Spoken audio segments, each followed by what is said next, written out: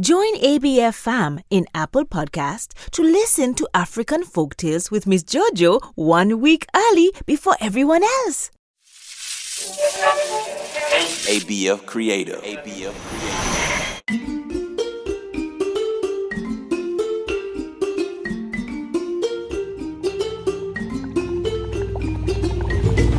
Hello, my little ones. My name is Miss Jojo, and you're listening to African Folktales. Hop inside my magical jeep with me as we explore African lands where animals talk and people fly. Are you ready? Get in! Make sure your seatbelt is on. The only thing we want to let loose is your imagination. Let's set the destination for our next story. Here we go! Hang on!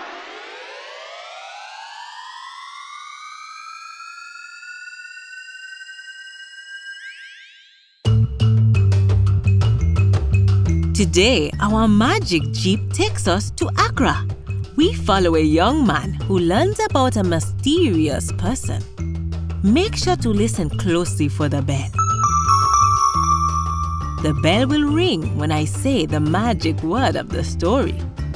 Listen all the way to the end to discover if you guessed the magic word right. Once in the country, in the hills far back from the coast, there was a man named Younde. He was a simple man who had never been far from home, and he spent his time farming and hunting like other people in his town.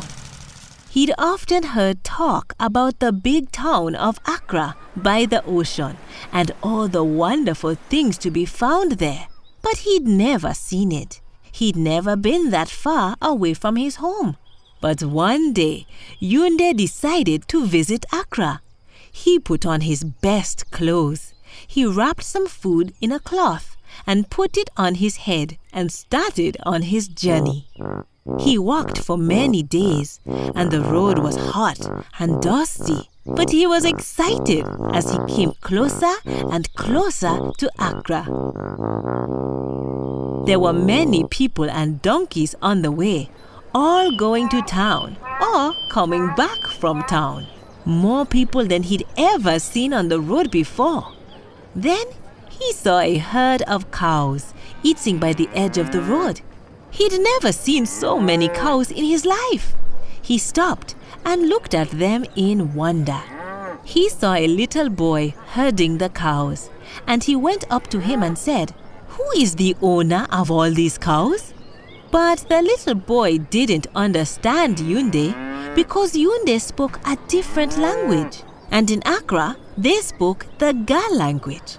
So the boy replied, "Minu," which means, "I don't understand." "Minu, what a rich man he must be to own so many cows," Younde said. He continued his way into the town. He was very impressed with everything he saw. He came to a large building and stopped to look at it. It was made of stone and it was very high. He shook his head, confused. There was nothing like this back in the hills where he lived. When a woman passed by on her way to market, Younde spoke to her. "What an amazing building," he said. "What rich person owns such a building?" But the woman didn't know what Younde was saying because she spoke a different language. So she replied to him, "Minu." "Minu? That man again?" Younde was overcome. No one back in his hometown had ever been so wealthy as Minu. So he went further and further into the town. He kept seeing more wonders. He came to the market. It covered a space larger than all the houses in Younde's hometown. He walked through the center of it and saw the woman selling things that were rare, like iron pots and iron spoons. "Where do all these things come from?" Younde asked a little girl. She smiled at him. "Minu," she replied. Younde was silent. Everything was Minu. Minu was everywhere. Younde had never seen so many people in one place. The stories he'd heard about Accra hadn't done it justice. He stopped an old man with a drum under his arm and said, "So many people all at one time. What makes so many people all come to Accra?" "Minu," the old man said. Younde was shocked. What influence that Minu had? People came to Accra, great crowds, just because of him? How come no one back home knew about him? Younde wondered. He left the market and went down to the ocean. Floating in the water, there were many little fishing boats with sails, the first Younde had ever seen. "Why, who do all these boats belong to?" he asked a fisherman standing on the beach. "Minu," the fisherman replied. Younde walked away and came to a large iron ship as they were loading and unloading boxes. The ship had hundreds of men on its deck. "Hi," Younde said in great excitement to a man carrying a box of bananas on his head. "This must be the largest boat in the world." "Minu," the man said. "Yes, I know that much, I guess," Younde said. "But where are you taking the fruit?" "Minu," the man said, and went up on the deck of the ship. Younde was amazed. Minu was indeed a great man. He owned everything. He ate everything. You couldn't ask a question without people answering, "Minu." Minu here, there, everywhere. "I wouldn't have believed it if I hadn't seen it," Younde said. "They ought to call Accra Minu's town. How wonderful it must be to have Minu's great wealth."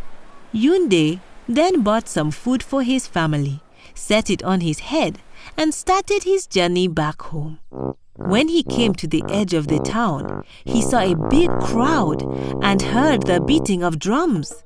He came close and saw it was a funeral. Men and women were crying. It was the largest funeral Younde had ever seen. He pushed his way into the crowd, and to one of the women crying, he asked, "Who is this person who has died?" And the woman replied sadly, "Minu." "What? The great Minu dead?" Younde said. "The man who owned the cows in the tall house, the sailing boats, and the iron ship? The man whose reputation has crowded the marketplace beyond belief? Oh, poor Minu! He had to leave all his wealth behind. He has died like an ordinary person." Younde continued his way out of the city, but he couldn't get the tragedy of Minu from his mind. "Poor Minu," he said over and over again. "Poor Minu."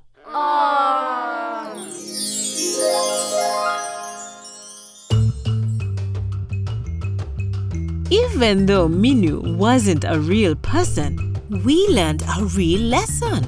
Having all the money in the world didn't mean much in the end. So let's focus on the things that matter most in life, starting with the love you have for friends and family.